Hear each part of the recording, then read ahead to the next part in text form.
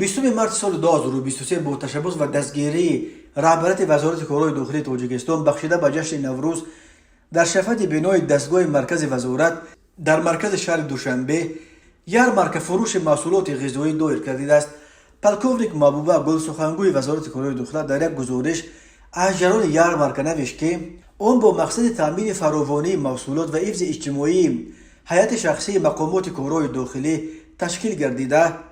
در یارمارک محصولات خوراکی از قبیل گوشت، کارتوش، کپی، سبزی، برنج و تخم، ارد و دیگر محصولات غذایی پیشکش خریداران کرده شد.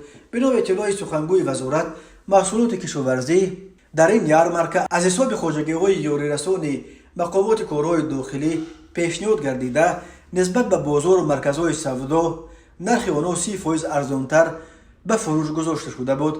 محبوبه گل می نویسد برگزاری یارمارک محصولات غذایی در عرفه جشن نوروز عالم افروز برای غنی گرداندن دستارخوان عیدانه مساعدت خواهد کرد.